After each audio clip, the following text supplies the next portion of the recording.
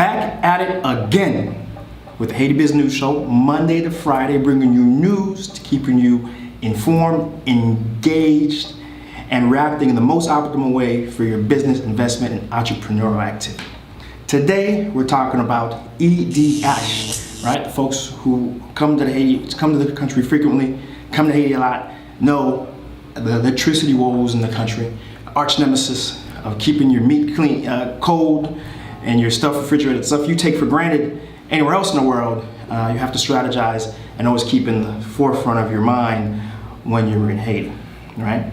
So, why are we talking about EDH today? So there was a news article brought to you by EDH, right, where the Minister of Finance is talking about in 2-3 years, they're looking to end subsidies that are keeping the revenue and expenses equal, right?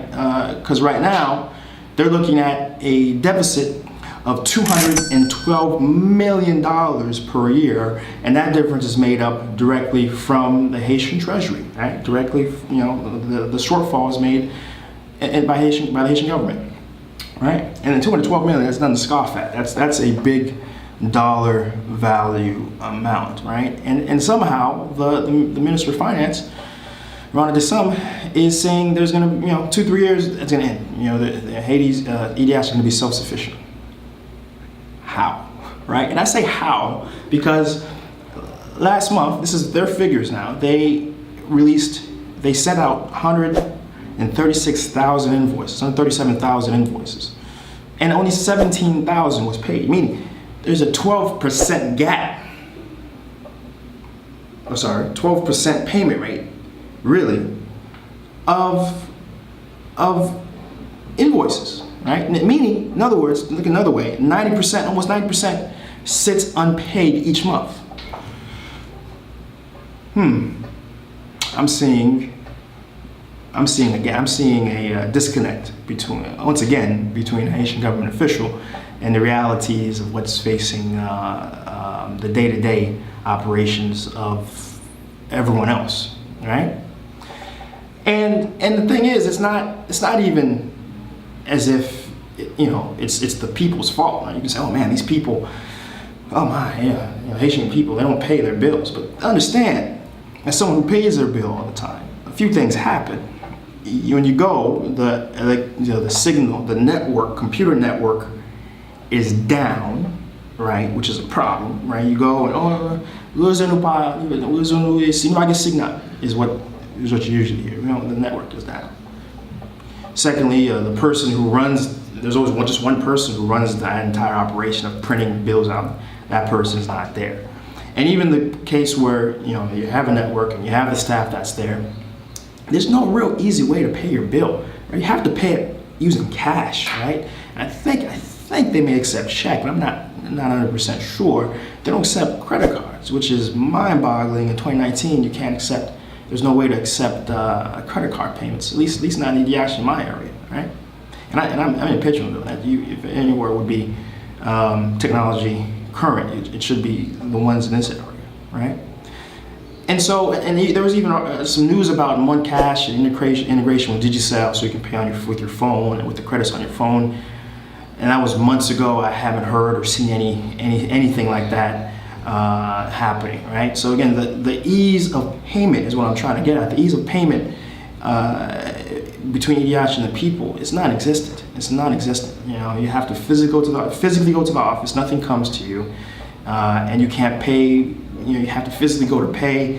It's not easy, right? And so, and given other factors such as this past week, we had a full week with no power, right?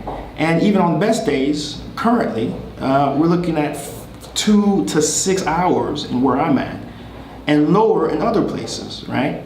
Even lower in other places, right? Outside in the provinces, and even Taba and Kafu, they're looking at rates of electricity in the 30 minutes, right? So when you combine the ease of payment being very difficult and just general performance being bad, how can you expect folks to pay? Now, in defense of EDH and their system, there's a couple of things causing things to be particularly bad right now. You have fuel costs. The Venezuela tap is off, and so fuel costs are sky high, right?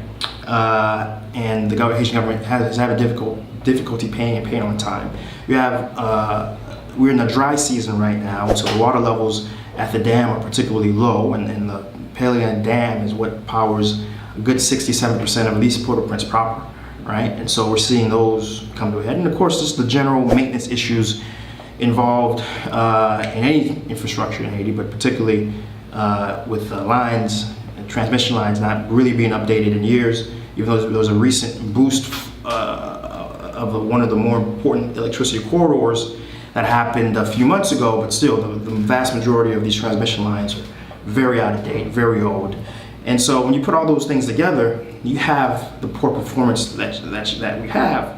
But then you have a paradox. Which comes first, the chicken or the egg, right? Which comes first? People paying, right? People paying the electricity bill, or you have EDH actually performing and producing electricity. But you can't have that without the other, right? So which one comes first? There's, but the answer is the Haitian government needs to do what they need to do and put the proper investments in place and put the proper things in place to allow folks to pay easily and quickly online. There should be a dozen different ways to pay your bill to the point where even folks come to your door and collect the cash if that's how they want to do things. So at the end of the day, the buck stops at the government, not necessarily the people.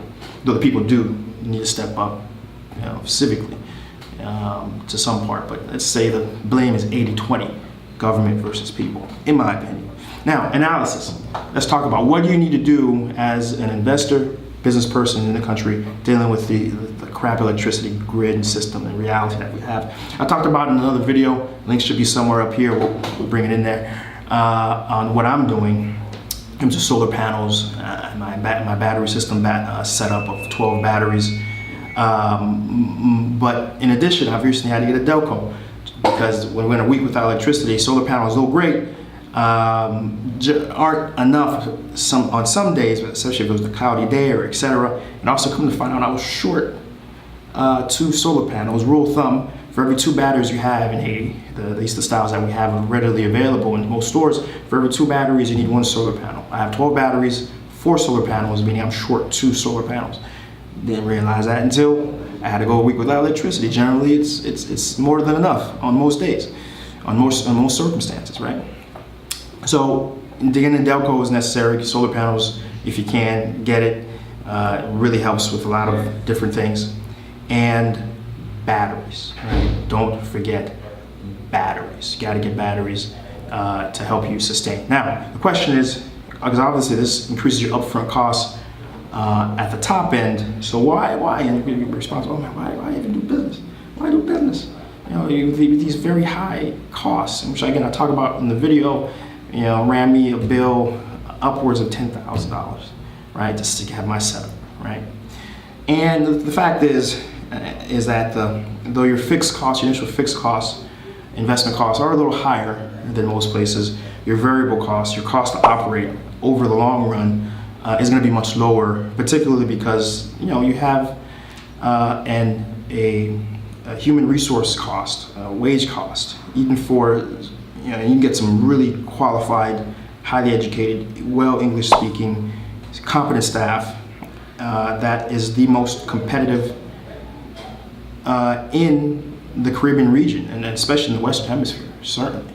And so over time, you can certainly make your money back because you can get such great folks who need jobs, right? And if you have a good idea, a good product, a good service, and you can gear it towards abroad, you can really gain and you can really win and you can really position yourself. So that's what I do to improve to get deal with the electricity situation, and the what makes up for it is again like incredible pool of talent you have in the country, just looking for an opportunity to work for you and make your money, right? So I think that covers today's episode. If you liked what you heard, we're doing this every single morning, Monday, Friday. So throw a share, subscribe. We'll be back tomorrow. Until we're back at it again, we'll be back at it again.